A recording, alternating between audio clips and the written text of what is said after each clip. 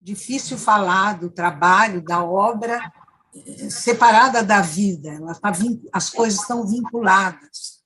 Então, mas eu digo aqui que eu comecei a escrever, quando eu comecei a publicar meus primeiros livros, era para me ajudar na atividade pedagógica, porque, inclusive, para falar para vocês hoje, eu fiquei pensando, bom, mas quem fala? O que eu sou?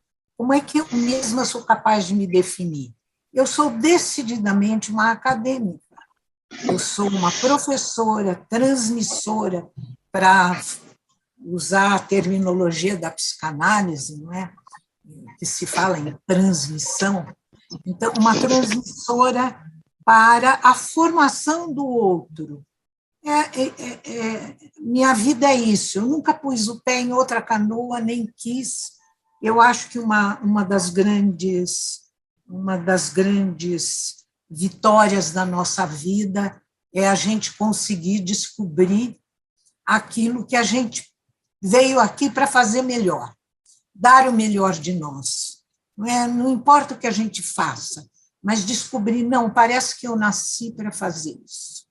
Então, eu comecei a escrever para me ajudar na atividade pedagógica. Esse livro, que é a Semiótica, que acabou colocando em mim, aqui na minha testa, um rótulo de semiótica, às vezes eu fico até um pouco perturbada com isso, porque eu não escrevi só sobre semiótica. Mas, daí, esse livro e alguns outros, era para mim, para me ajudar, porque quando a gente dá aula, se puder indicar para o aluno, olha, um complemento e um enriquecimento dessa aula, vocês vão encontrar em tal texto meu, e eu me sinto à vontade para indicar meus textos, porque eu não escrevo sozinha, eu escrevo com o outro. Aliás, que é uma limitação minha. Inclusive, eu só me inspiro para escrever porque o outro me inspira. Acho que tem que complementar uma coisa aqui, uma coisa ali, e vou lendo outros para ir podendo tirar o meu próprio pensamento. Mas daí eu comecei a escrever para não esquecer. E cada vez mais eu comecei a desenvolver uma atividade de pesquisadora. Não é? Ser professora me levou a entrega a essa atividade de pesquisadora. E a gente faz a pesquisa, se não escreve, ela desaparece da nossa cabeça, porque uma pesquisa vai se construindo na nossa mente. É um construto que vai se fazendo, e se a gente não registra aquilo. Eu tenho uma história bem interessante para contar, quando eu estava escrevendo um capítulo de um livro sobre percepção, sobre Merleau-Ponty, e eu estava lá na Alemanha, e passei, acho que quase 3 meses, lendo Merleau-Ponty. E daí não consegui escrever o que eu queria escrever. E vim para São Paulo. Aqui em São Paulo, quando eu falo do sossego tedesco, é porque tem alguma coisa no ar em São Paulo, é um frenesi, e a vida também, alunos que pedem isto, aquilo, orientação, pareceres. Então, não dá para a gente ter aquela entrega total que é necessária quando a gente escreve alguma coisa. Bom, eu vim para o Brasil e eu pensei, lá eu escrevo esse capítulo, não consegui. Passaram 3, 4 meses. Quando eu voltei, eu não lembrava mais nada. Eu tive que ler Merleau-Ponty inteirinho outra vez, porque eu não lembrava mais o que eu tinha pensado em escrever.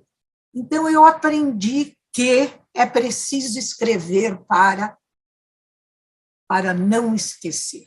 Em terceiro lugar, eu comecei a escrever também para aprender, porque a gente só aprende realmente alguma coisa, não é, daquilo que pesquisou, quando, principalmente que eu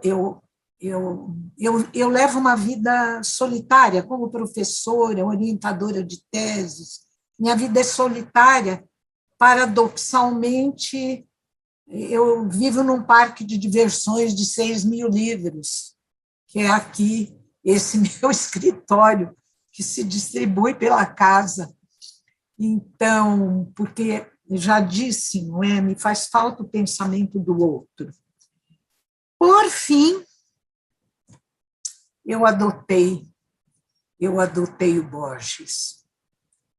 De fato, é um momento em que eu me sinto mais, sabe, é para isso que eu nasci.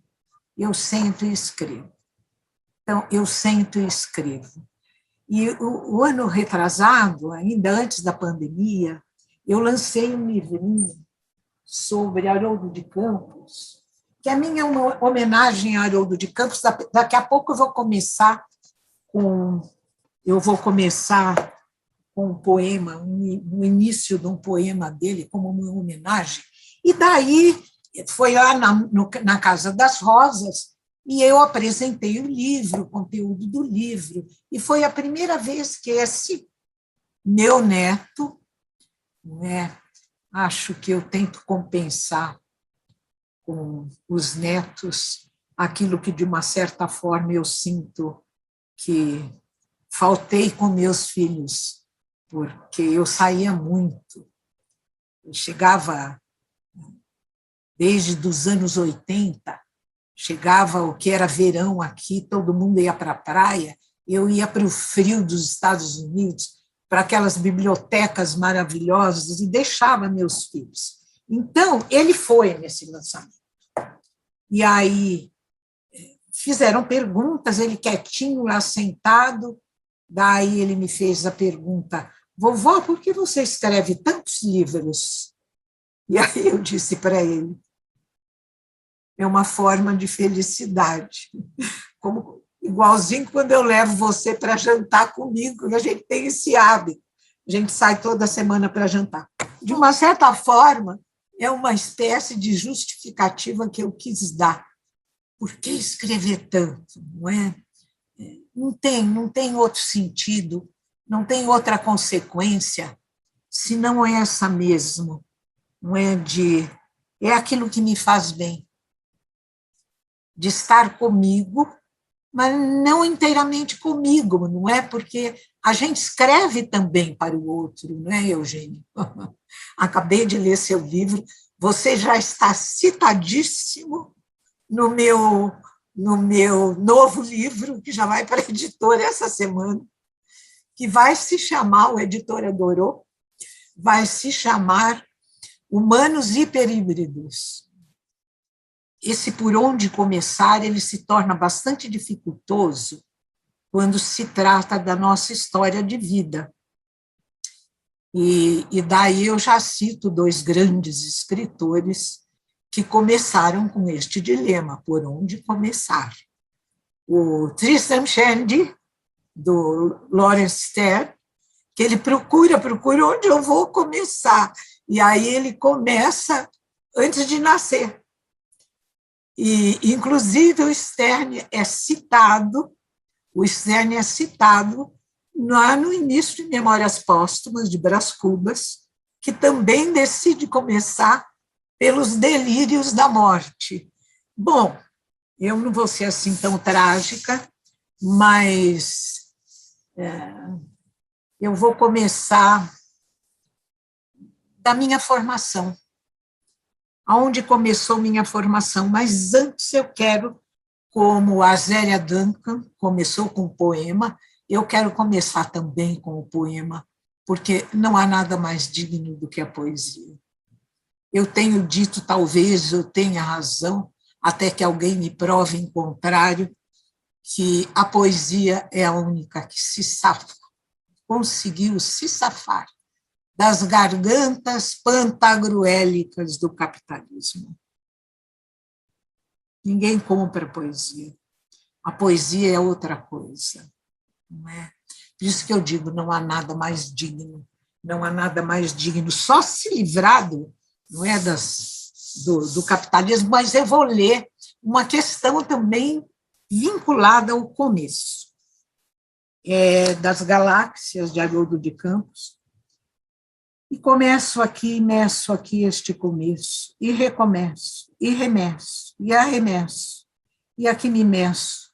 Quando se vive sob a espécie da viagem, o que importa não é a viagem, mas o começo. Do começo dá.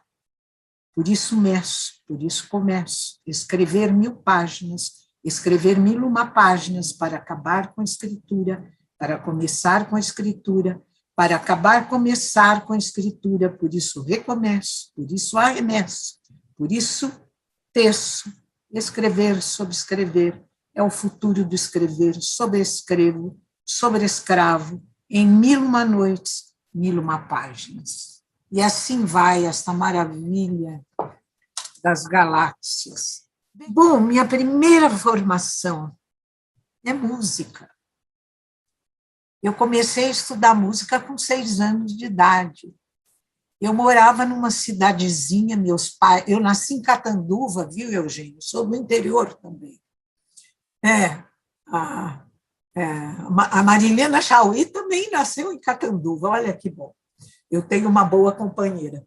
Mas meus pais mudaram de Catanduva quando eu tinha 2 anos e foram para uma cidade que estava começando, não tinha energia elétrica, não tinha saneamento básico. Era assim, eles foram lutar pela vida.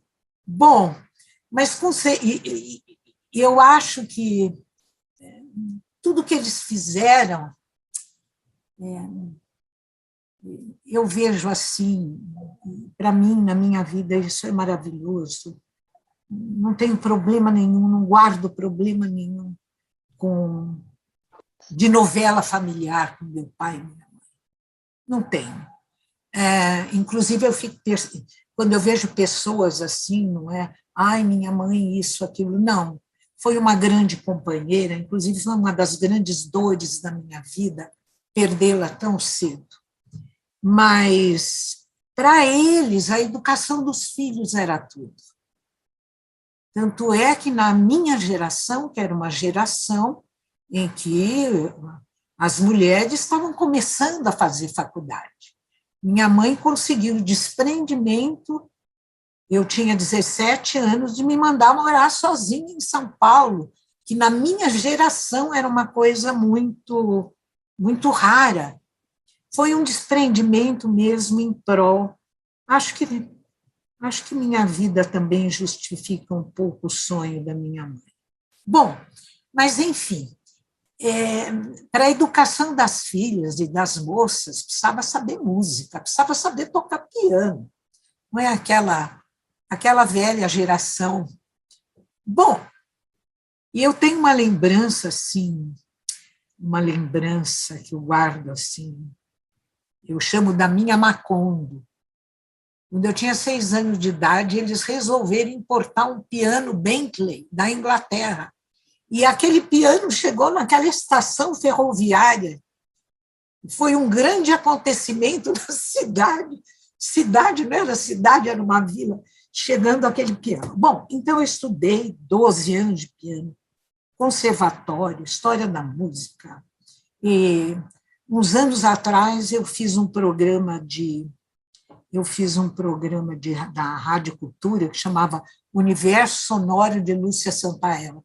E eu comecei o programa da seguinte maneira: 12 anos de piano, conservatório, história da música, porque depois a gente voltou para Catanduva, exatamente por causa da nossa educação, e aí eu comecei o programa assim, porque me senti muito modesta, Universo Sonoro de Lúcia Santaella. Bom, aí eu falei, 12 anos, 18 anos, 6 anos de violão, 3 de canto, 10 de dança, fracassei em tudo. De fato, Em relação à música, eu vivo um verdadeiro oxímoro, porque eu tenho uma paixão absoluta pela música, mas nenhum ouvido, uma coisa horrível. Então, mas não fosse a música, eu não teria nunca o conhecimento que eu tenho da música, eu não teria nunca a possibilidade de ter escrito esse livro Matrizes da Linguagem e Pensamento. E porque ele parte da ideia de que há três grandes matrizes que depois vão se desdobrando e se misturando. As três grandes matrizes do pensamento e da linguagem são a matriz sonora, a matriz visual e a matriz verbal. Bom, o livro, eu considero, eu levei 27 anos para desenvolver essas ideias, eu provavelmente não terei mais condições de escrever um livro de tal porte. Bem, então, essa formação em música me valeu muito. Depois eu fui para as línguas, paixão pelas línguas, embora, assim como a música, eu não tenho muito talento para a língua. É um grande esforço, porque é uma paixão, e daí eu fui conduzida para a literatura. Eu me sinto privilegiada de ter essa formação na literatura, porque a arte, a literatura, a música, a poesia são condições privilegiadas de educação da sensibilidade. E tudo aquilo que fica muito fundo em nós, e que a gente se transforma realmente num especialista, começa muito cedo na vida. Então, é por isso que eu me sinto privilegiada. Então, toda a minha primeira formação foi formação em poesia, em literatura, e me lembro, não é, quando mais jovem, tinha mais tempo, porque não era tão requisitada na vida profissional quanto agora, meus finais de semana eram finais de semana lendo literatura, poesia. Otávio Paz, eu li a obra inteira do Otávio Paz.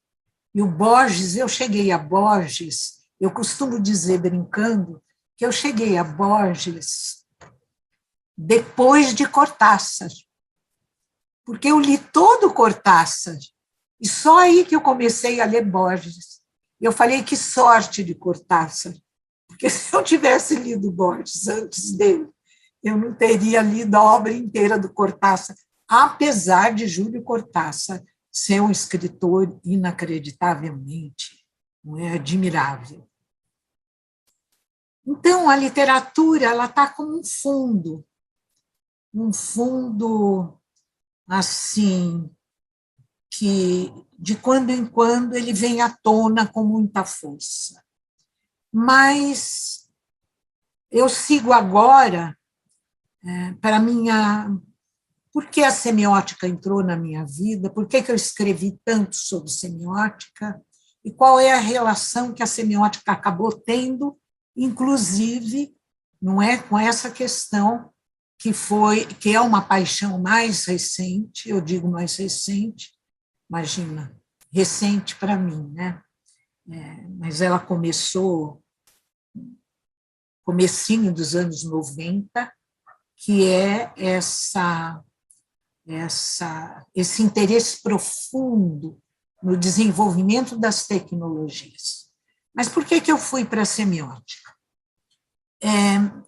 Eu vou acelerar, porque eu comecei tão tarde, e daí não dá tempo de vocês fazerem perguntas, que é aquilo que mais interessa, não é? E não o monólogo.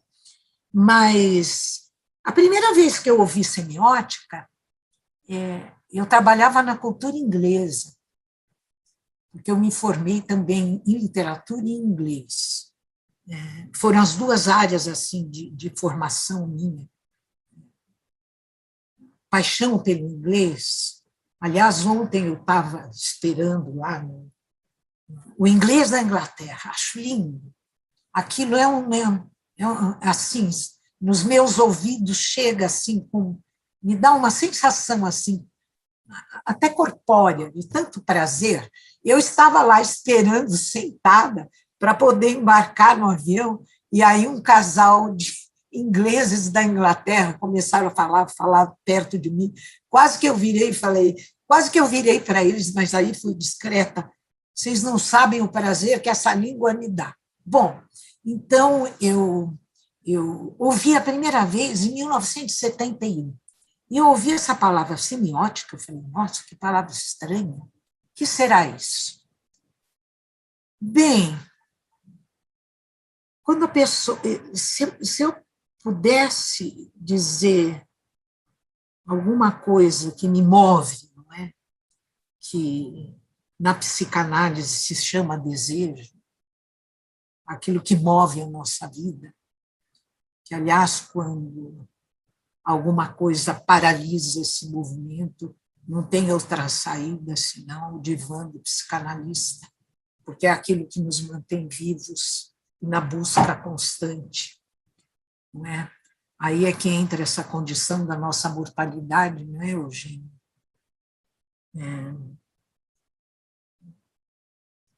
É o desejo que nos mantém vivos, porque, como diz Heidegger, o ser humano é um ser para a morte. E Lacan vai mais fundo ainda, tem um trecho do Lacan que ele diz, aí é maravilhoso esse trecho do Lacan, não é todo mundo que entende esse trecho, que ele diz assim, o que ganhamos ao nascer? A morte. Então, cada instante que passa da vida, aliás, toda a minha leitura da fotografia vai nesse viés. É a fotografia que acordou para nós este mal-estar de inconscientemente se dar conta de cada minuto que passa, está grávido de... Cada minuto da vida que passa está grávido de morte. Porque a fotografia ela vive, não é, esse paradoxo de capturar um instante que passa e não volta mais, porque o preço que nós pagamos pela vida é a irreversibilidade. Essa é a grande diferença entre as leis mecânicas e as leis orgânicas. O organismo, a vida é irreversível, ela não volta. Então, o desejo é isso. O desejo, mas aqui eu quero lembrar Borges também, que eu escrevi ontem para o Eugênio, elogiando o livro dele. Eu amei a última parte, a quarta parte é maravilhosa. Tem várias citações, inclusive, nesse meu texto que eu estou escrevendo sobre os gêmeos algorítmicos. Mas o Borges diz assim, a vida é muito pobre para não ser também eterna. Não é lindo isso? De fato, nós, seres humanos, temos ainda a possibilidade da experiência de assim, de flashes, centelhas de eternidade, e que está muito ligada a essa semiótica que eu pratico. Então, falando um pouco da semiótica, eu me apaixonei pela semiótica, mas pela semiótica peirciana, não é a semiótica do discurso. É uma semiótica filosófica, com base na fenomenologia.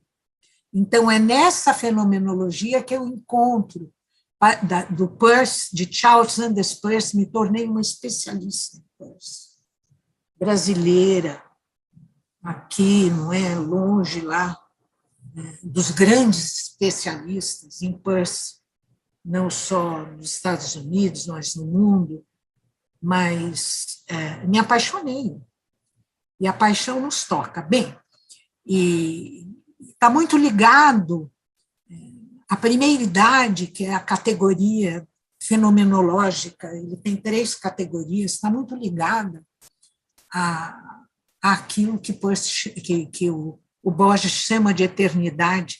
Aliás, gostaria um dia de escrever, já convidei um amigo para escrever sobre Borges e Peirce, mas ele me deixou na mão e eu não tenho coragem de pegar isso sozinha.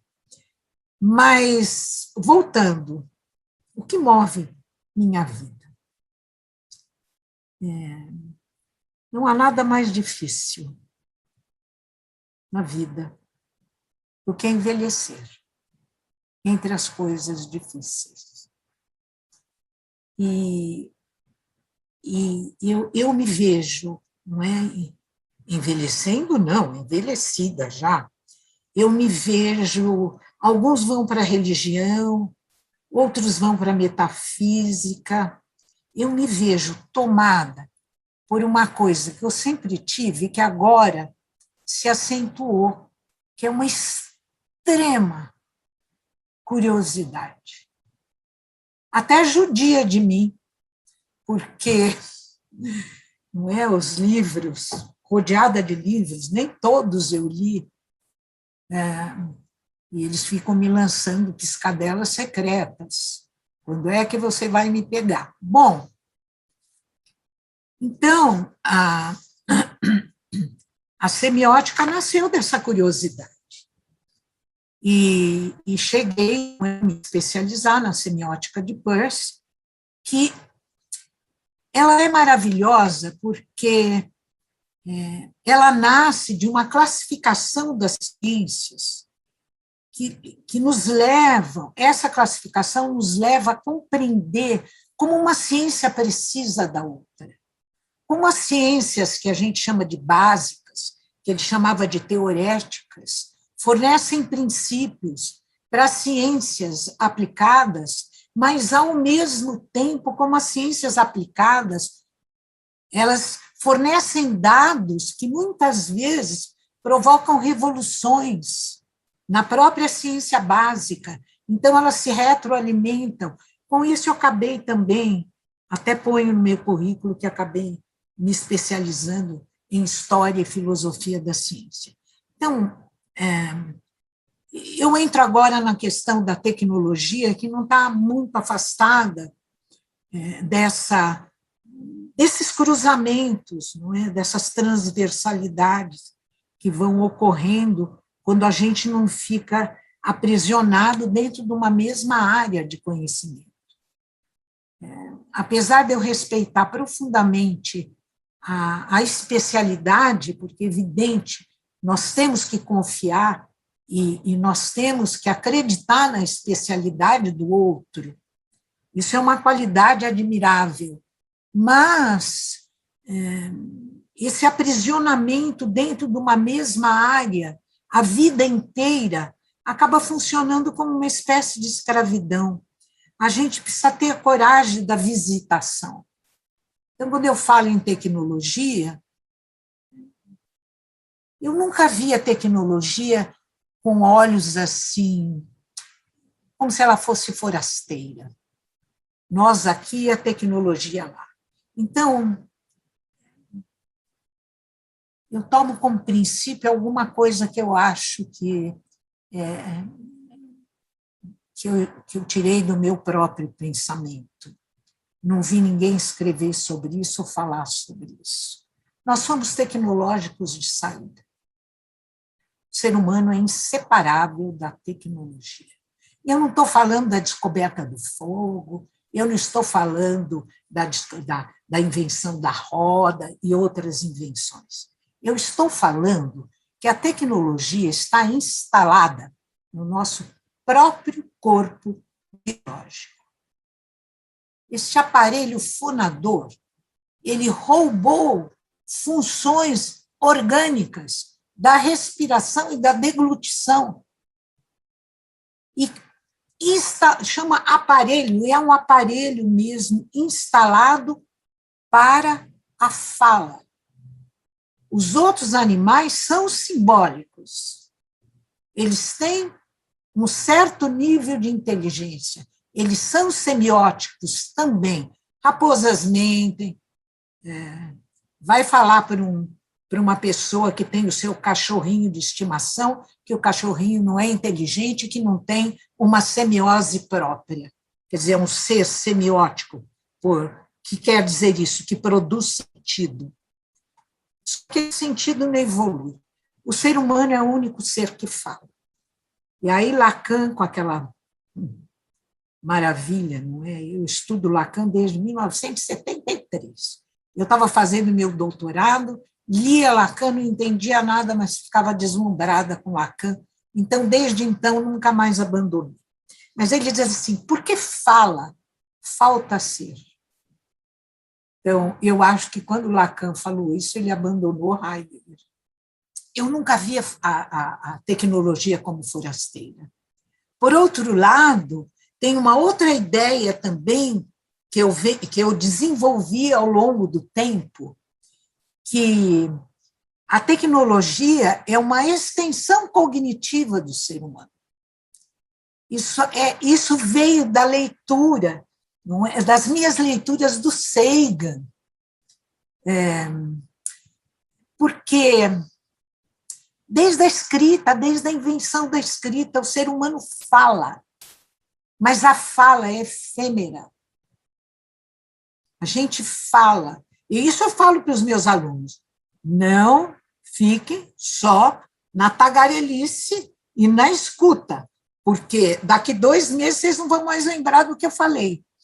Aí, o ser humano inventa a escrita, por quê? Porque a fala é efêmera, além de efêmera, toda a memória ficava no cérebro mortal. É preciso estender a memória para fora do corpo. Então, o ser humano, isso eu tirei do Sagan, o ser humano, a inteligência humana não pode parar de crescer e ela não podia continuar crescendo na caixa craniana. Porque a cabeça humana não podia crescer muito, porque senão a mulher não podia procriar. Essa ideia também, por isso que, por outro lado, eu não consigo ver a tecnologia.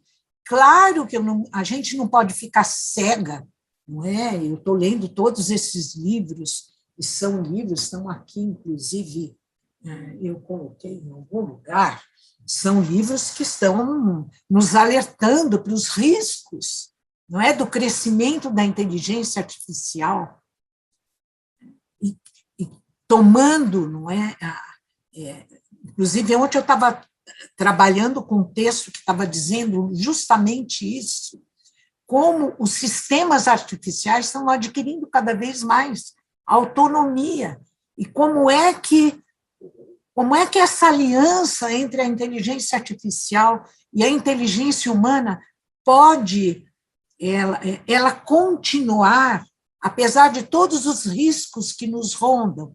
Bom, por outro lado, eu também nunca consegui ter uma visão assim negacionista da tecnologia ou uma visão temerosa da tecnologia, porque eu fui aluna dos poetas concretos. Então, eu aprendi a ver a tecnologia sob o ponto de vista da poesia, da arte, da música. Tanto é que nesse meu livro, por isso que eu pedi, viu, Eugênio, que eu citei esse livro, O Pós-Humano, Culturas e Artes do Pós-Humano, porque eu entrei fundo, não é, nessa questão da tecnologia a partir desse livro. Eu já tinha começado em Cultura das Mídias, uma experiência que eu tive na Alemanha, quando eu fui convidada, fim dos anos 80, ainda tinha um muro na Alemanha. Berlim, eu fui convidada como professora convidada na Universidade Livre de Berlim, e Berlim era uma cidade pós-moderna, Van Alep. E lá, na universidade, eu comecei a desenvolver essa visão da tecnologia um pouco mais aberta, mais como as coisas se cruzavam, como as mídias se cruzavam. Eu chamei o livro de Cultura das Mídias, mas foi no pós-humano, Culturas e Artes do Pós-Humano, onde eu entrei mais profundamente e fui seguindo em cada livro, cada 3 anos, escrevendo um livro tentando acompanhar para e passo o problema desse avanço das tecnologias nas nossas vidas, inclusive um avanço das tecnologias nos nossos corpos, não é só na mente, não é estendida na tecnologia da inteligência artificial. Mas o que na introdução eu já disse o seguinte, eu vejo a tecnologia sob o ponto de vista do artista. Inclusive, tem uma frase que diz assim: a hipótese que norteia todos os meus livros, por isso que eu quero ler, é que, em tempos de mutação, porque não tem a menor dúvida que o ser humano está passando por um processo profundo de mutação. Aliás, viu, Eugênio, eu terminei esse livro, Humanos Hiperíbridos, um dos capítulos vai ser esse que eu vou terminar agora, sobre os gêmeos algorítmicos. Eu fui para lá imaginando que eu ia terminar um livro que falta só um capítulo. E esse é um livro um pouco mais pesado mesmo, muita pesquisa, que eu chamo de do pós-humano ao neo-humano. Eu acho que nós estamos precisando muito de novos nomes, nós estamos precisando de hipérboles para dar conta do que está acontecendo com o humano. Então, eu digo assim, em tempos de mutação, há que ficar bem perto dos artistas, pelo simples fato de que, parafraseando Lacan, eles sabem, sem saber que sabem. Semelhante a este, há um dictum de Goethe que vale a pena mencionar. Há um empirismo da sensibilidade que se identifica muito intimamente com o objeto, e assim se torna, propriamente falando, teoria. Então, os artistas criam obras que são, ao mesmo tempo, teorias. E nunca, tanto quanto agora, foi tão importante ficar perto deles.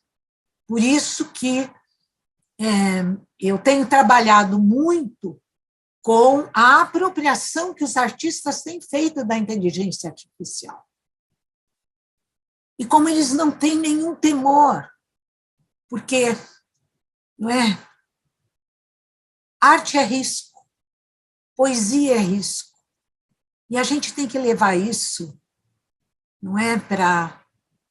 Eu sou uma fêmea teórica, sou teórica, mas eu levo esse risco também para a minha vida. E, de fato, uma espécie de teoria não verbal e poética que os artistas criam na sua aproximação sensível dos enigmas do real.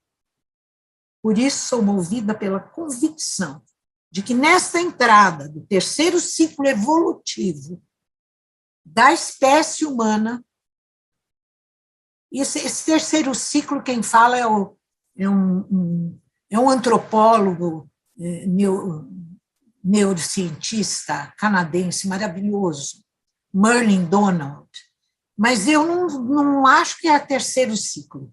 Eu considero como a 7ª revolução cognitiva dos sapiens. Por isso que eu disse que esse meu livro é um pouco mais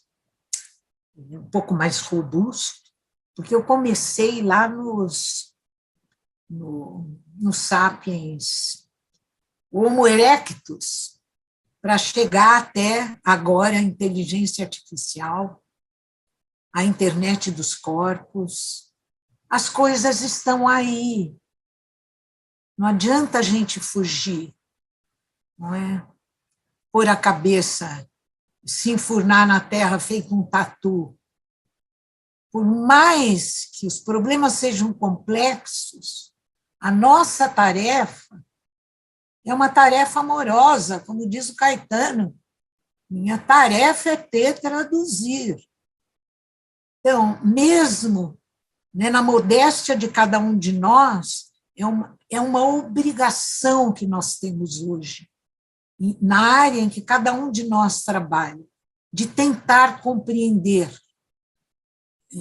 Estava lendo também, nessas 3 semanas, o livro do James Bridle, A Nova Era das Trevas. O título o título é assustador, mas lá dentro é muito bom. Nós temos que compreender que compreendemos parcialmente, mas não podemos abandonar a tarefa de compreender. Bom, deixa eu terminar isso aqui. Será precinto que são os artistas que estão criando uma nova imagem do ser humano, no vórtice de suas atuais transformações. São os artistas, e aqui eu coloco também os poetas, os músicos, que têm nos colocado frente a frente com a face humana das tecnologias. Mas eu quero terminar com uma frase que eu coloquei a semana passada. Eu fiquei tão assim, absolutamente extasiada com a fala da Zélia Duncan e aquela música no fim. E eu lembrei de Peters, no fim do século XIX, um inglês que disse: todas as artes aspiram à condição da música. E daí eu coloquei lá, mas a gente já estava indo embora do encontro, e eu coloquei: quando tudo parece estar perdido, o ser humano produz música. E a música salva a espécie. Bom, para concluir, nós temos que começar a pensar como espécie. É a nossa espécie que está em questão, é a espécie humana. É que aqui no Brasil fica muito difícil pensar como espécie, porque a gente é submetido a tantas atrocidades, não é? Vindo da Alemanha agora, a maneira como estão lidando com a pandemia,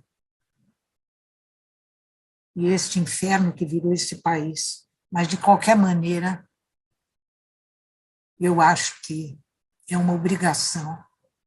Nessa era do antropoceno, nós temos que começar a nos pensar como habitantes do planeta. Das coisas que eu tenho aprendido com você esses tempos, uma das mais cintilantes é essa: a barata é inteligente. E você dizendo, numa aula recente, você dizendo assim, quem já tentou matar uma barata, venha me dizer se ela não é inteligente. E aí você extrai disso uma definição de inteligência que tem a ver com resultados, com a consecução bem-sucedida de um propósito, de uma necessidade, de um telos, de uma função. E aí eu coloco a minha pergunta. Essa inteligência que, então, segundo Sagan, teria crescido para além da caixa craniana, ela ultrapassará o humano, teria sentido uma hipótese de que algo dessa atividade inteligente, que jamais teria brotado se não estivesse antes incubada no humano como corpo e no humano como sociedade, como civilização, como cultura, poderá ultrapassar o próprio humano? E aí eu trago uma visão que é não temerosa, mas é desconfiada da tecnologia, porque a tecnologia não é a questão talvez seja as relações de propriedade que amarram a tecnologia.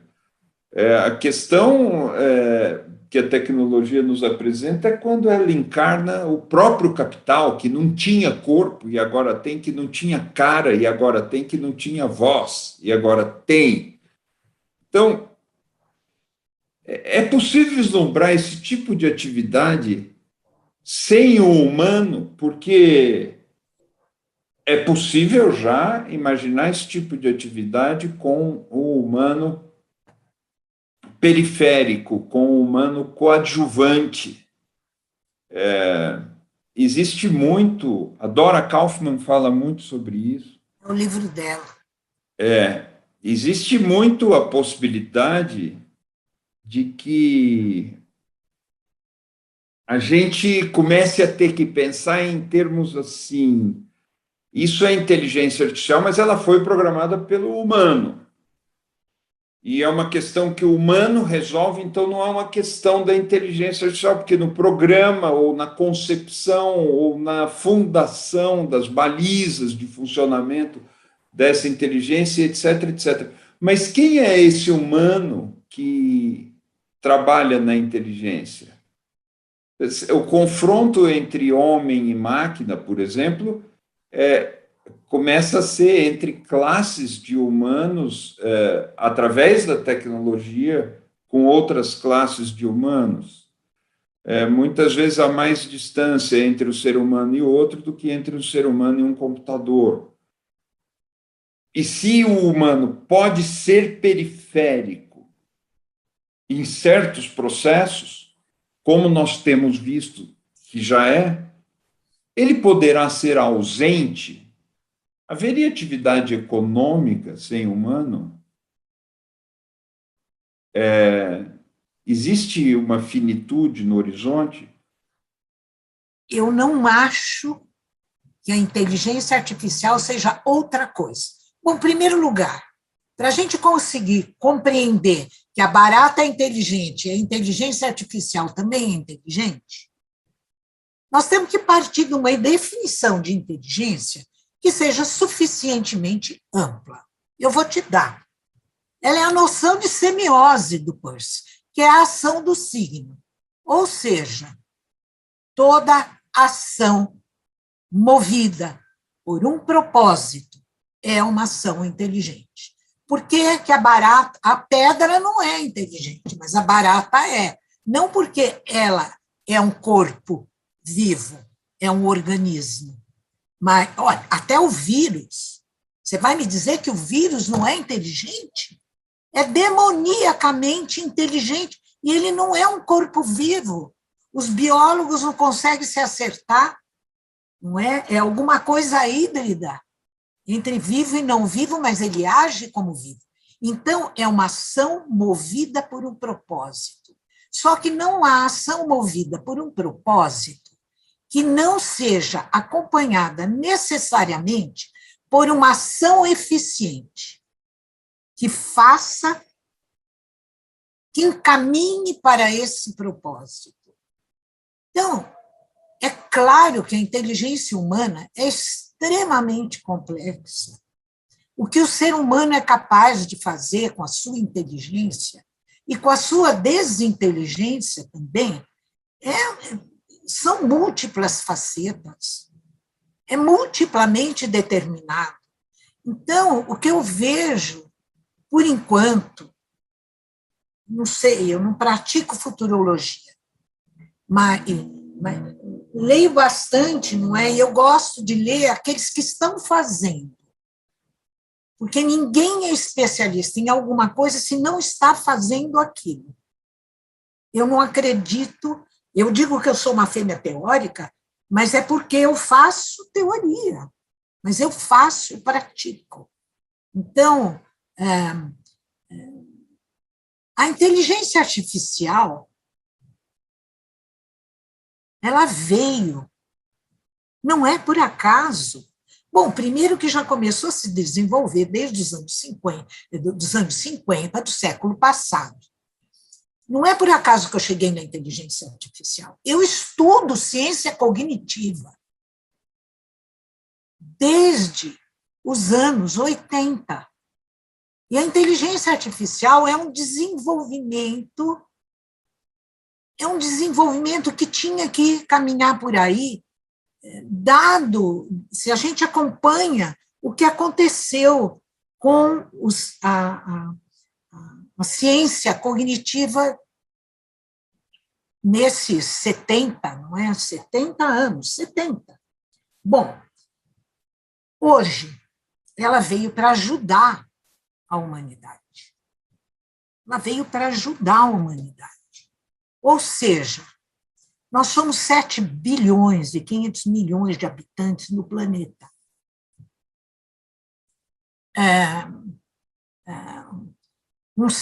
Seres humanos individuais não dão mais conta de tudo que precisa ser resolvido para que as pessoas permaneçam vivas neste planeta.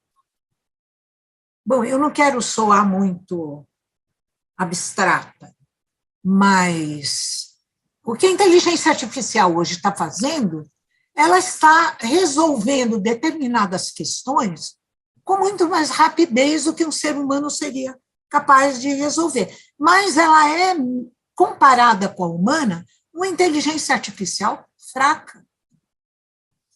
Olha, aquele livro lá, que é um compêndio que eu li inteiro, daqueles que fazem, né? Ele foi organizado pelo Ford. Todos dizem que não vai parar por aí. Ocorre que, desde o início do capitalismo, as sociedades humanas estão na dependência deste sistema que não poderia ser mais absolutamente nefasto. Antes de ontem, eu vi um programa, documentário, na televisão alemã, sobre os ricos alemães que ficaram 40% mais ricos na pandemia. Não é doloroso? Então, eu vejo assim, o que há de bom no humano vem o sistema capitalista e intercepta, trazendo malignidade. É horrível. Eu estou igual o Caetano Veloso. Antes da pandemia eu era uma, agora eu sou outra. Eu sou outra pessoa. Eu passei. Eu não cultivo ódio. Aliás, sentimentos que acho que às vezes não são muito melhores que o ódio. Eu cultivo a piedade, eu cultivo o desprezo. Mas, depois da pandemia, eu sinto uma revolta íntima. Então, Eugênio, você quer saber o que eu tenho para te dizer? Se a inteligência artificial avançar, ela vai ser bem melhor do que o humano, porque ela não tem consciente. O humano não é nada desse bonzinho que a gente pensa. Eu tenho... Claro que a gente tem que ter uma confiança, né? Eu terminei, inclusive, minha fala com isso, na espécie. A espécie. A preservação da espécie na biosfera. Mas, às vezes, eu fico pensando se o ser humano não é um erro da evolução. O Kessler fala isso lá no livro Jana. Ele usa uma metáfora. Igual uma aranha que tinha o cérebro pertinho do estômago. Ou come e o cérebro atrofia, ou desenvolve o cérebro e não pode comer. O ser humano é mais ou menos isso. E agora, com as redes digitais, é só agora que nós estamos vendo o que é realmente o ser humano. Então, de manhã cedo, quando a gente acorda, nós temos que nos perguntar, a cada amanhecer, de que lado estou? Estou trabalhando ou não para o crescimento da razoabilidade do mundo, tornar o mundo mais razoável. Nós somos minorias, viu? Aqueles que lutam para tornar o mundo mais razoável. Isso me remete a duas coisas separadas. A primeira é ao fantástico, incrível conto do Borges, Funes, o Memorioso, que é uma coisa incrível. Eu, pensando que você tivesse mais tempo para falar do Borges, acabei relendo outros contos do Borges, tem muita coisa publicada pela Companhia das Letras, mas o Funes, o Memorioso, é particularmente marcante, porque tem a ver com essa discussão toda da inteligência artificial, digamos assim. O personagem, talvez esse seja o conto mais marcante, pelo menos para mim, do Borges, né? O personagem, de certa forma, ele expressa a própria memória na nuvem hoje, memória armazenada na nuvem. E não é uma memória articulada com reflexão. É impressionante, não é uma memória reflexiva, não é provocadora, é uma memória de um personagem que tem uma capacidade incrível de memorizar tudo, né? Tudo, coisas inclusive que ele já viu e que ele vai ver de novo, e ele consegue distinguir os momentos em que ele viu aquele objeto, aquela coisa, aquela paisagem. Isso me remeteu à discussão toda dessa memória armazenada na nuvem, que tem a ver com essa discussão toda dessas novas tecnologias na economia digital.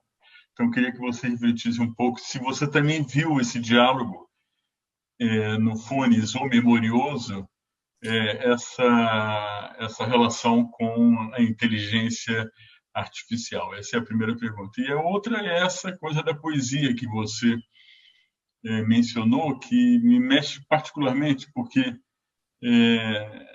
eu cada vez mais, à medida que a idade vai avançando, eu procuro olhar para as coisas, mesmo coisas que eu já vi, mas eu tento olhar para essas coisas como se eu estivesse olhando pela primeira vez para aquela coisa.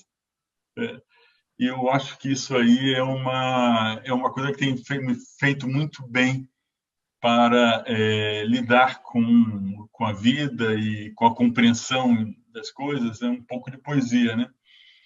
E aí me lembra a frase famosa do Rainer Maria Rilke, que ele diz que se a própria existência cotidiana lhe parece pobre, não a culpe, culpe a si mesmo por não ser o bastante poeta para dela extrair as suas riquezas. E essa coisa de ser bastante poeta no mundo de hoje, eu acho que está se tornando cada vez mais imprescindível para a gente lidar com toda essa doideira que nesse mundo, nessa revolução toda que a gente está assistindo. Bem, são esses os pontos que eu queria te passar. Obrigado. Funes El Memorioso é uma previsão de futuro, antes de tudo. Então, eu vejo sobre 2 aspectos. Porque, evidentemente, eu li Funes El Memorioso antes das redes terem explodido, o Google. Então, sob esse aspecto, Funes El Memorioso seria a memória de todas as memórias, que ele é a memória de todas as memórias, que ele condensa numa uma espécie, não é uma espécie de alegoria, aquela pessoa que jamais esqueceria nada. E olha, está muito ligado. E acabei de escrever nesse livro agora, acabei de escrever sobre isso. Algum tempo atrás, eu li do Martim Barbeiro, que acabou de falecer, infelizmente, uma grande cabeça. Ele foi, não é, no momento importante, um grande revolucionário da visão da comunicação, mas ele tem uma frase maravilhosa: nós vivemos ao mesmo tempo o boom da memória e a amnésia. O boom da memória hoje está no Google, está na nuvem. E a nossa cabeça está ficando cada vez mais amnésica. Porque você tem isso aqui, eu não guardo mais nenhum número de telefone. Nada. Eu não... Quer dizer... E no computador, hoje, a gente confia. Para que eu vou agora guardar na minha cabeça? Então, a nossa memória vai ficando profundamente seletiva. Mas olha que contra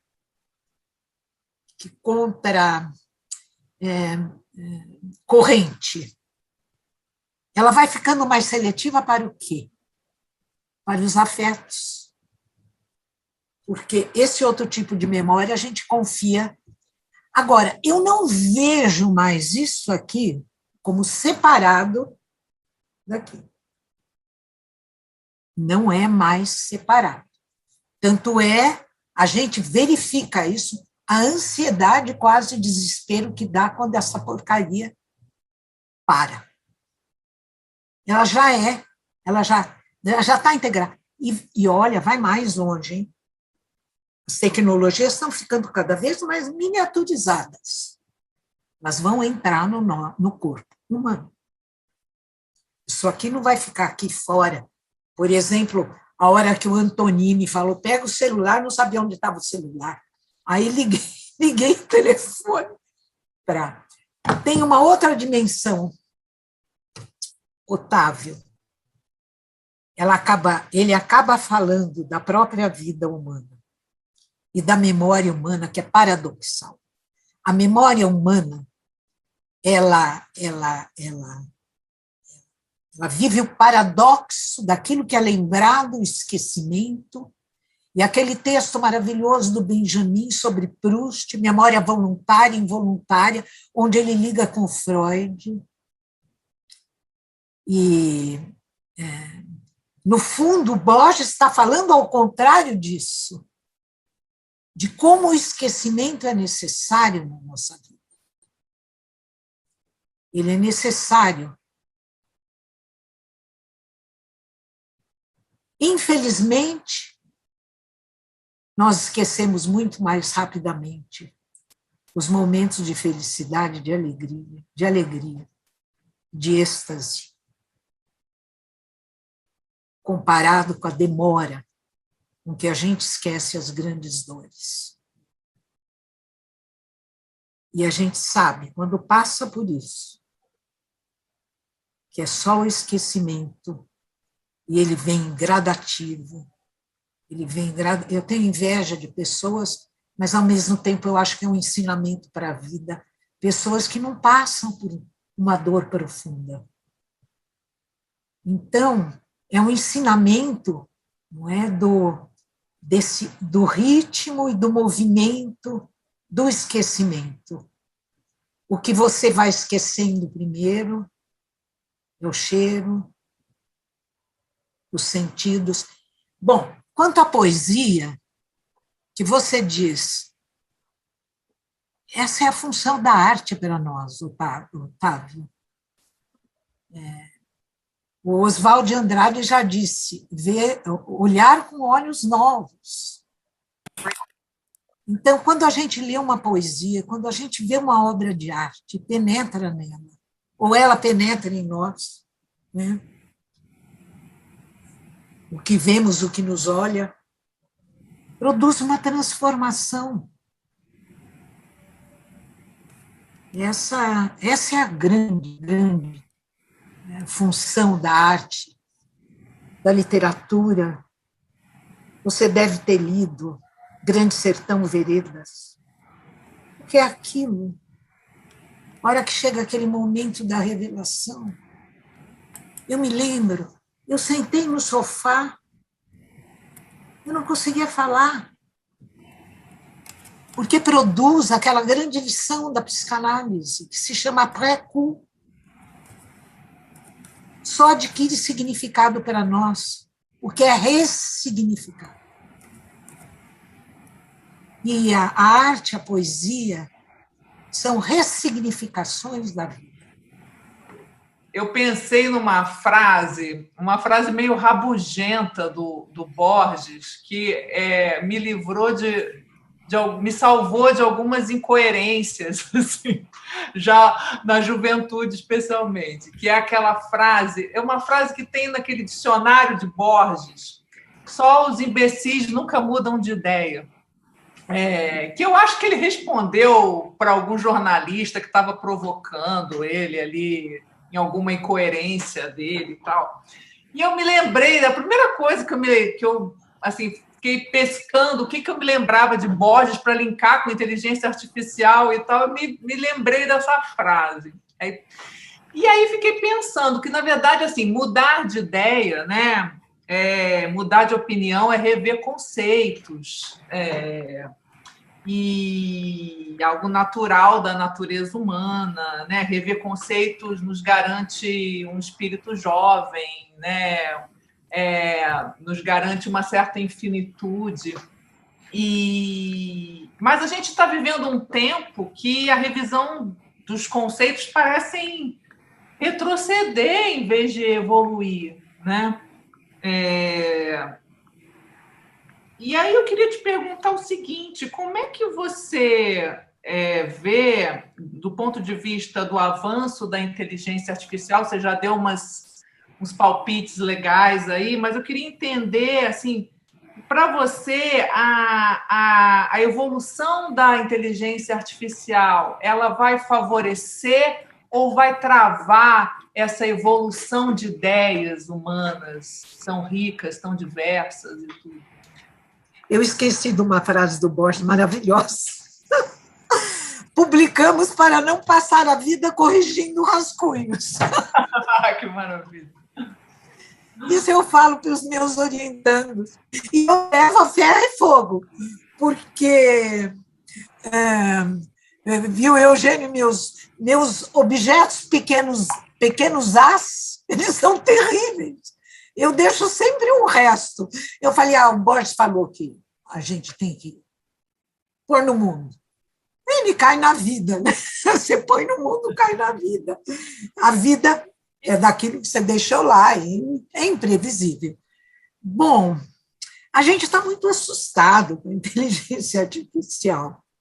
Primeiro que ela recebe o nome de artificial, ela não é artificial. Se ela for artificial, o ser humano é artificial. Então, essa oposição natural e artificial é a primeira coisa que nós temos que abandonar. Gisele, nós temos que abandonar todas as dicotomias. Elas não funcionam mais. natureza, cultura. Então, essas dissociações, se a gente for levar as últimas consequências, esses antagonismos políticos que nós estamos vivendo nesse país, e que você pega um país um pouco com a educação um pouco mais, não é, apropriada, não existe isso. E por que existe aqui? Porque as dicotomias, que eu chamo de praga ocidental. O oriental não vive essas dicotomias. É uma praga ocidental, é tudo dividido em sim, não, sim, não, sim, não. Aliás, a linguagem do computador, seria bom mesmo mudar para o computador quântico, pelo menos a gente se livrava do 0, 1. Bom,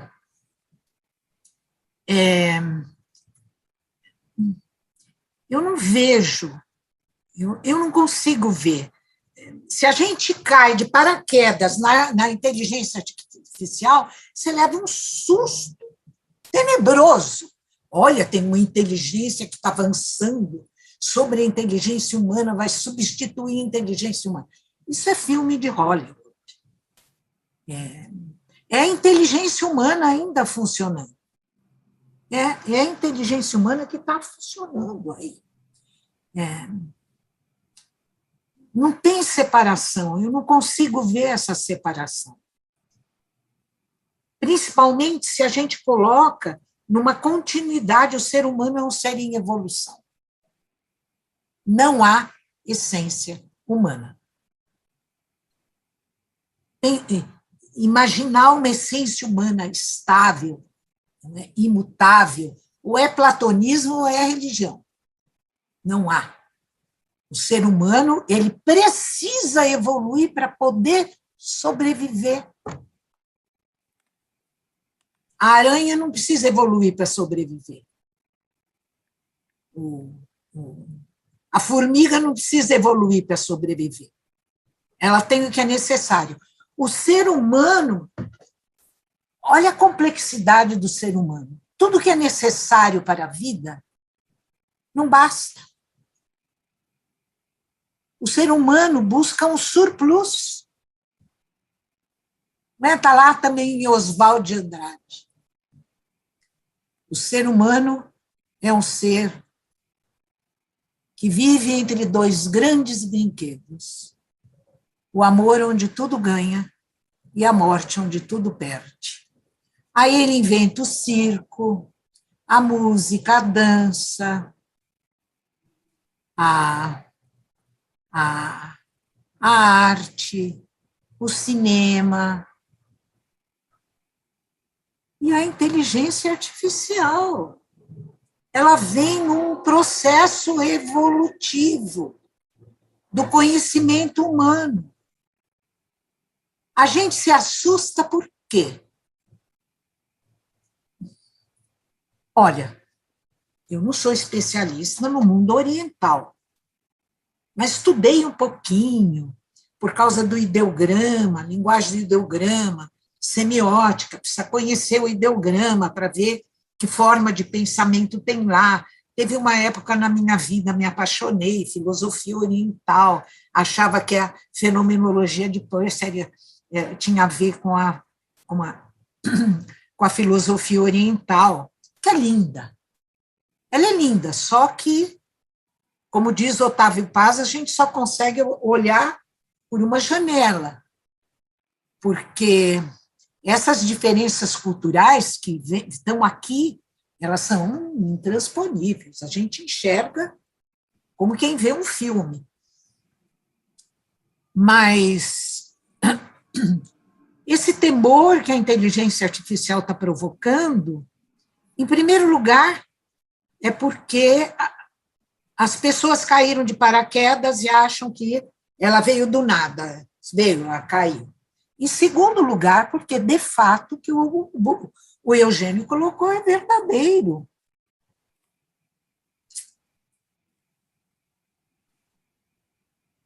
Quem se apropria das grandes invenções humanas? Correndo. Isso que as empresas hoje chamam de transformação digital. É o capitalismo. Onde tem algum sinal, não é, de extrair lucro, está lá, correndo. Então, infelizmente, eu vou te dizer, a educação fica sempre para trás. Sempre atrás. Ela é conservadora. Eu, às vezes, me chamo de guerrilheira acadêmica, porque a gente tem que lutar contra esse conservadorismo da educação. E se a gente continua achando que a inteligência artificial veio, não é, para nos trair na nossa humanidade, nós não vamos incorporar a inteligência artificial na educação e ela está trazendo grandes benefícios para a educação. Eu vou partir do início da conversa do Eugênio te apresentando, onde você falou sobre o Google. Depois, posteriormente, você passou pela questão da memória várias vezes, né? E a cada vez mais me parece muito útil para entender esse mundo atual tecnológico, né? E que agora a gente foi acelerado para a questão dessa vida online, né? E eu, então, lembrei de um conto de Ítalo Calvino, de 1960, sabe? É um conto que retrata muito a questão do poder nessa questão tecnológica. O conto chama-se A Memória do Mundo. Tá? E Calvino escreveu em 60, e eu vou só ler uma pequena frase que eu gostaria de ouvir, já que você tocou nesses pontos todos da memória individual, da memória coletiva, das questões do capitalismo, né? E o personagem nesse conto que representa o poder, ele diz o seguinte: se na memória do mundo não há nada a corrigir, a única coisa que resta fazer é corrigir a realidade, ali onde ela não coincide com a memória do mundo. Essa é uma disputa que nós estamos vendo o tempo todo. Há uma realidade digital das plataformas, do mundo, e muitas vezes o que aparece nesse mundo digital posteriormente é corrigido no mundo físico ou mudado no mundo físico para refletir isso. Então eu gostaria de ouvir a sua visão, primeiro porque ela vem de um autor importante feito Calvino.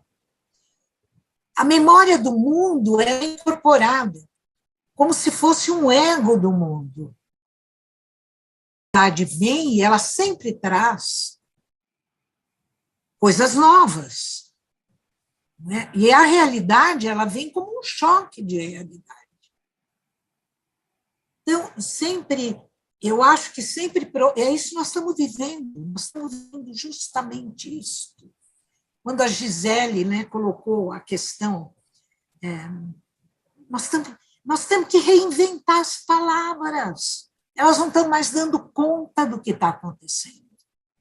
Então, a gente fica usando palavras antigas, ou mudando palavras, mas usando ideias antigas. Eu vejo isso do Calvino, teria que ler, eu li esse texto, mas faz muito tempo. Como essa ideia mesmo, não é, do choque entre o passado incorporado e aquilo que vem como um presente e que ele não é imediatamente incorporado nisso que a gente traz como memória do mundo. A nossa memória do mundo ainda não incorporou o que está acontecendo não apenas com a inteligência artificial, é uma entre outras coisas. Ela não está sozinha. Ela nos assusta porque ela parece estar roubando aquilo que o ser humano considera como ser especificamente dele, a inteligência, que não é. A inteligência não é uma habilidade, não um compósito de habilidades só humano. A inteligência tem graus, ela tem graus. Bom, a semiótica, o Peirce desenvolveu a semiótica porque a paixão dele era a seguinte: entender como a inteligência cresce, não necessariamente a humana. E ele chega a dizer uma coisa estranhíssima, mesmo, não é? Que a perversidade humana lhe conduza ao seu próprio desaparecimento, outras formas de inteligência vão surgir. Porque a inteligência é como a vida. Ela vai ocupando todos os espaços disponíveis. Então, eu não sei se eu consegui responder. Eu vejo assim. Por isso que... tem livros, não é, que esse nome, Choque do Futuro. Tudo que aparece como novo, aparece sempre com uma certa brutalidade, que é a brutalidade do real. Bom, então a minha pergunta é sobre a linguagem, né? Porque a linguagem da tecnologia, eu nunca fui da área de tecnologia, como vocês sabem, mas a linguagem, a maneira como os seres humanos se comunicam com as máquinas, com a tecnologia, sempre foi a matemática, é a matemática, né? E, de repente, a inteligência artificial ela está estimulando o uso de termos que sempre foram do universo humano, né? E os dois mais utilizados é a inteligência e o aprendizado. Eu já tinha, lá na cátedra lá do Eugênio, nós já tivemos um pouco essa conversa, você questionando o uso específico da inteligência, né, só para o universo humano. Mas, assim, diversas definições que eu já vi sobre inteligência, está sempre, pelo menos do que eu vi, está associada à capacidade de alcançar objetivos próprios, né? Isso seria uma do rol de definições de inteligência, o que, no caso dos modelos de IA, eles não têm objetivos próprios. E o aprendizado também está relacionado ao fato de que, quando eu aprendo uma nova habilidade, eu sou capaz de aplicar aquela habilidade em novos contextos, o que também não é o caso desses modelos de IA, né, que eles são bem restritos. Então, a minha pergunta para você é por onde é que nós devemos ir? Redefinir conteúdos de termos humanos tradicionais ou inventar novas palavras? O que a gente faz com essa limitação da linguagem hoje? Que assim, quando eu estou dando aula, várias vezes eu falo, pessoal, entre aspas, porque não é um termo bem apropriado para o que eu quero dizer. Como é que a gente sai desse impasse, sei lá, dessa situação? Eu concordo com você que a terminologia inteligência artificial é ruim. O artificial é ruim. Primeiro, porque já cria em nós a ideia de que é um artifício que está fora de nós e que nós estamos aqui, a inteligência artificial ali. Não. Nós estamos aqui, as redes ali. Não. Nós estamos aqui, o Google ali. Não. O Arlindo Machado fala, vamos acabar com essa história de achar que as mídias são uma outra coisa, como se fossem as estrelas no firmamento, um buraco negro para o físico. Não. Nós estamos aí. O ser humano está aí, em tudo isso. Não está separado. Então, agora as redes digitais já mostraram que não está separado. Olha lá, é o ser humano que está emergindo, né, na sua verdadeira natureza. Complexa, opositiva, conflitiva, Thanatos e Eros guerreando. Bom, enfim.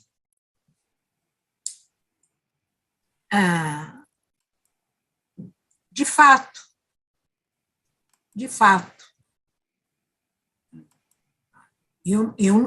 você conhece melhor as operações por dentro do que eu. Mas você não pode negar que tenha aprendizagem. Dá para negar? Não é igual à humana. Não é igual à humana. Mas tem aprendizagem. Se há aprendizagem, você tem inteligência. Nós temos que parar de ver a inteligência como um monolito. Ela não é um monolito. Por exemplo, a ação reflexa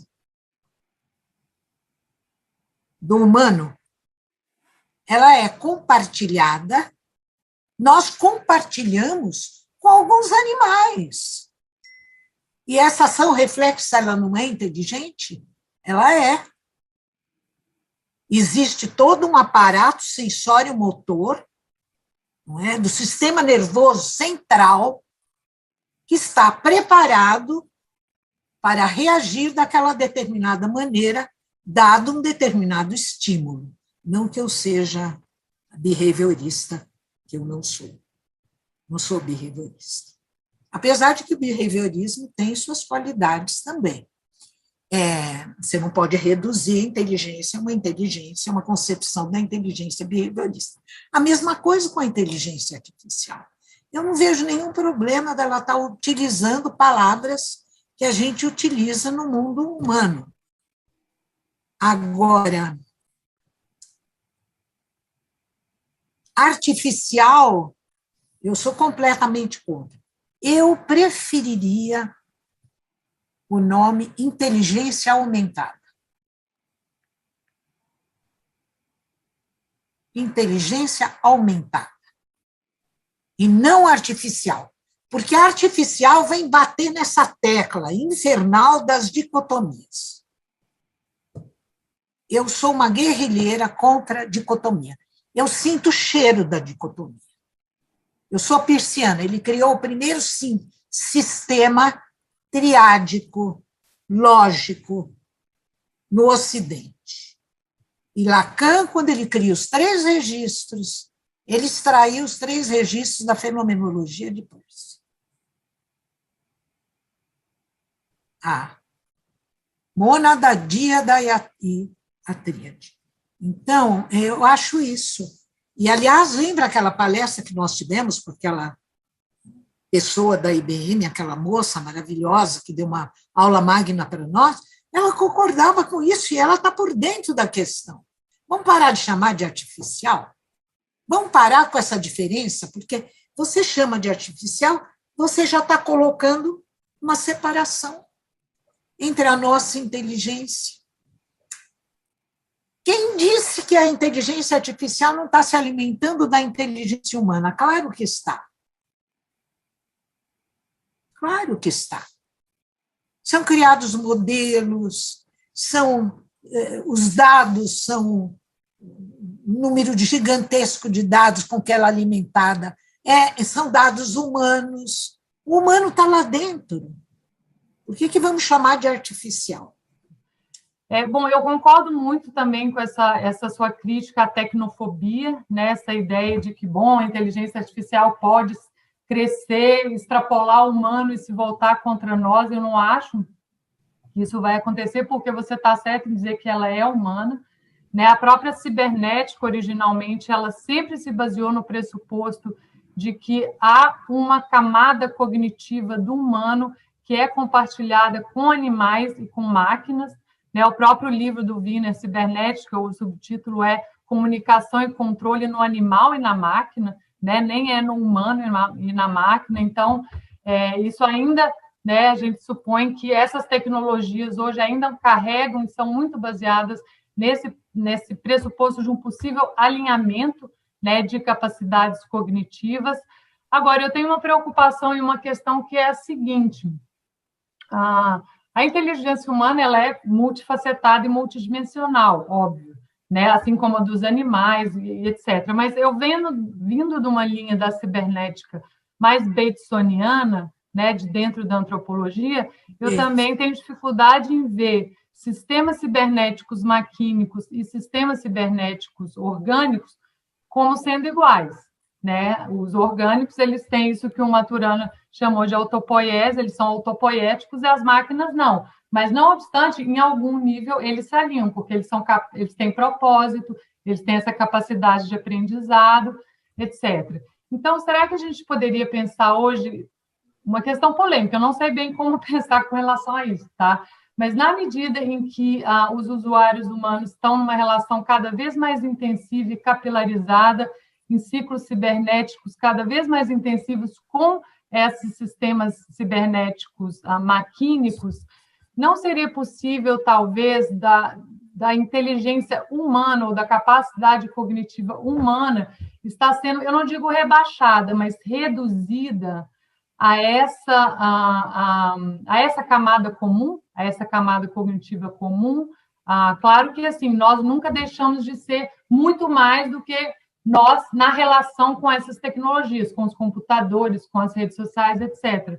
Mas na medida em que está acontecendo algo que nunca aconteceu, né, na história da humanidade, que é essa relação tão estreita e tão íntima com sistemas cibernéticos maquínicos, será que que alguns críticos da indústria tech colocam essa questão? Será que nós não estaríamos, digamos assim, rebaixando a inteligência humana a uma camada cognitiva apenas, que é essa, que se alinha com as máquinas cibernéticas e, enfim, todo esse aparato aí que nós vimos discutindo aí? Enfim, não sei muito bem o que pensar sobre isso, eu quero colocar a questão para você. Obrigada. O orgânico humano nunca foi só orgânico. A fala não é orgânica. A escrita não é orgânica, mas, ao mesmo tempo, se mescla. Olha, tem uma bibliografia maravilhosa, é um livro que se chama Incorporations, e eu voltei a ele ontem, quando eu estava escrevendo esse artigo, do Rabinoff. Tem um artigo do Rabinoff que responde bem a isso que você está colocando. Não há um rebaixamento, nunca houve uma separação. Então, bom, o que ele diz é o seguinte,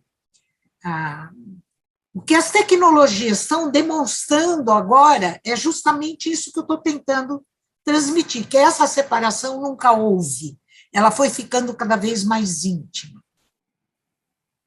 O Rabinov, é um grande especialista em Foucault, mas esse texto dele é maravilhoso, chama-se, o livro e o texto dele chama Incorporations. Então, o que vem acontecendo? A cibernética, a primeira cibernética, que você foi mencionando, as outras fases da cibernética, a primeira cibernética, ela vê uma analogia entre o funcionamento dos corpos orgânicos e o funcionamento das máquinas. Que, olha, eu vou te dizer uma coisa, corresponde um pouco a isso que eu defini como inteligência. São operações movidas por um propósito. Né?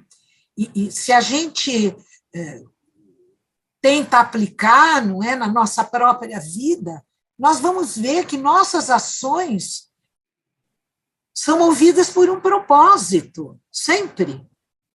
Então, desde ontem eu estou pensando nesse encontro de hoje, e comecei, o que eu vou falar, da onde eu vou partir, movida por um propósito, seja o propósito de estar aqui me comunicando com vocês.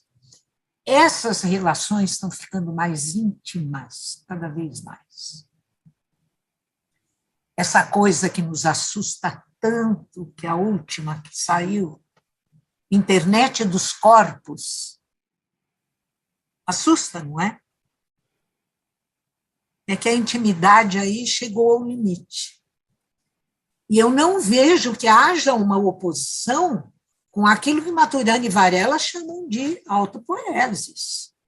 É uma autopoiesis hoje que é inseparável E eu não gosto também de chamar de máquina.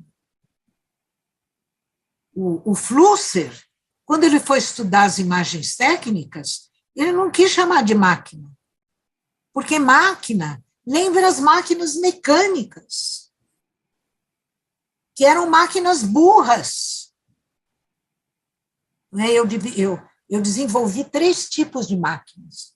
A máquina mecânica, que é burra, só prolonga a força física muscular do homem, ela é acéfala, apesar dela ter uma inteligência embutida para poder funcionar. Daí tem as máquinas sensórias, fotografia, rádio, cinema, que estendem e prolongam a nossa capacidade de perceber o mundo, de ver, de ouvir, prolonga. Por isso que agora vem as máquinas cerebrais, que eu prefiro chamar de dispositivos. Aí a Dora tem razão, precisamos mudar os nomes. O Flusser chama de aparelhos, que é uma coisa um pouco mais sutil do que máquina. Máquina, a gente lembra lá do Charles Chaplin, tempos modernos. Então, aquela coisa mecânica do ser humano virando parafuso. Aí sim você tem um domínio da máquina sobre o humano, um tipo de escravidão. Agora não, é um prolongamento. Ou você não considera isso aqui um prolongamento seu? Eu vou começar com uma brevíssima digressão, porque eu não resisto às 2 menções feitas ao Borges, pelo Octávio e pela Bia Bracher. Professora, eu gosto muito de um exercício que é ler o Borges com olhos maliciosos. É apenas uma possibilidade entre tantas. Mas, por exemplo, no Funes, El Memorioso, eu sempre gosto de ver no Funes uma malícia do Borges na caracterização do intelectual argentino, latino-americano ou periférico em geral. Porque, se nós recordarmos bem do conto, o Funes é um bastardo que é fisicamente descrito como um aindiado. E ele tem 2 momentos na sua vida. Tem um primeiro momento que lembra um pouco o que o Lévi-Strauss recorda nos trechos trópicos dos estudantes da USP na década de 30. É que, no primeiro momento, o Funes ele tinha uma sincronia absoluta com o tempo presente. Ele era o homem da Jetztheit, da agoridade, como traduzia o Haroldo de Campos. No segundo momento, quando ele tem um acidente, ele se torna um homem da recordação absoluta do passado. Isso parece bem em alguns intelectuais de circunstância não hegemônica. Ou eles têm a ânsia da atualização absoluta, ou eles têm o desejo impossível de ser uma espécie de arquivo do passado da cultura ocidental. Então, eu sempre me diverti muito pensando no Funes como uma malícia borgiana para caracterizar um certo tipo de intelectual. Em relação ao Pierre Menard, há uma delícia no Pierre Menard, que é o seguinte: a única razão pela qual nós nos damos conta do projeto impossível, do anacronismo deliberado do Pierre Menard, é porque o projeto é incompleto, porque ele terminou, ele só escreveu os capítulos iniciais. Se o Pierre Menard tivesse conseguido levar adiante o seu projeto e tivesse terminado os 2 volumes do Quixote, nenhum de nós imaginaria que ele o escreveu. Nós imaginaríamos que seria um anacronismo deliberado, porque era uma forma de ensino clássico, a cópia de autores como, por exemplo, Cícero, copiar a obra inteira de um Cícero. Isso é só uma brincadeira, professora, porque eu gosto de ler o Borges. Não, uma brincadeira. Não, eu adoro você dizer que a leitura é maliciosa. O que lembra o próprio Borges, quando ele diz que os leitores são cisnes muito mais tenebrosos do que os autores. Então, ele escreve para cisnes tenebrosos. Você sabe que eu citei, olha, eu venho da literatura, eu dei aula de literatura inglesa, eu li Shakespeare, mas eu citei anos, como se fosse de Borges, uma frase de Shakespeare: as palavras são mais eternas do que os mármores e os metais. Ele Muito pegou bom. Olha, cisne tenebroso, tem que ser tenebroso. Porque ele pegou do Shakespeare, não contou para ninguém. Mas aí, se você é um bom leitor, não Claro. é? Então, e por outro lado, tem contos do Borges, Tlon, Uquibar, Obstércios, Isso. e você só resolve o problema do conto, o leitor só resolve numa nota de rodapé. Ele é infernal. Exatamente. O Borges é infernal. Ele é um escritor assim de uma sutileza da inteligência. Isso. Então, E que permite essas leituras. Mas a pergunta que eu queria fazer para a senhora é outra. Vou ser bem breve, bem breve. Eu achei fascinante a sua ideia de que a tecnologia não é exógena, mas endógena ao humano. E isso me permitiu entender a sua afirmação bem-humorada, anti-Fedro, antiplatônica, de que a escrita é fundamental. Nada de condenar a escrita. E eu pensei num autor, que é um autor bastante controverso, porque ele apoiou o nazismo abertamente, mas ele tem pelo menos um livro que eu acho que seria muito bom traduzir para o português, que é o Arnold Gehlen. Ele tem um livro dos anos 40, o livro, vou dizer em português o título, o livro se chama O Ser Humano, Der Mensch, Sua Natureza e Seu Lugar no Mundo. O argumento do Arnold Gehlen me parece fascinante. Muito sinteticamente, ele diz que o homem, biologicamente, o Homo sapiens, sobretudo o Homo sapiens, biologicamente, ele é deficiente. Ele não possui a caixa craniana do homem de Neandertal, ele não possui a compleição física, o corpo peludo do homem de Neandertal. Por isso, o Homo sapiens, ele, para sobreviver, então, ele diz, então, o conceito dele, que é fundamental, é o seguinte: o Homo sapiens, ele é fundamentalmente inespecífico, ao passo que os animais geralmente se definem por uma especificidade.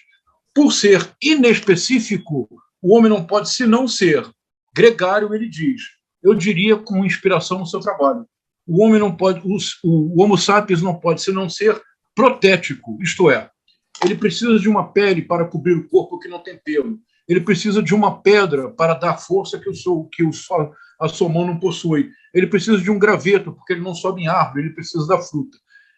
Professora, seria então talvez possível pensar que a arte, então, essa inespecificidade tem como contrapartida o caráter protético necessário. A tecnologia é endógena desde sempre. E talvez a arte seja uma forma permanente de elaboração do inespecífico. É a sugestão que eu deixo para a sua reflexão. Maravilhoso, maravilhoso. Muito obrigada, João César. Sabe que eu descobri nesse meu livro, esse que não está pronto, que eu fui lá para o Homo erectus, a biologia do Sapiens, ela continua igual. É isso. Inespecífica. Igual, não mudou nada a biologia. É incrível. Todo o crescimento e a evolução humana se deu de fora, mas como uma extensão de uma coisa que o ser humano já traz aqui. São extensões. Então, o McLuhan estava certo, falou, os meios de comunicação são extensões do homem. Tá bom, ele chega até a televisão como extensão do sistema nervoso central. Hoje é isso aqui, e é o corpo inteiro. E vou te dizer mais. Parece que não, mas é. O ser humano está caminhando nessa direção, porque não há outra saída de preservação da espécie no planeta. E eu acredito na inteligência artificial para duas coisas. Vou encerrar isto com um escândalo. Eu sonho com a inteligência artificial para que a política se torne, que ela traga alguma contribuição para uma renovação daquilo que a gente chama de democracia. Não é um escândalo? É um escândalo.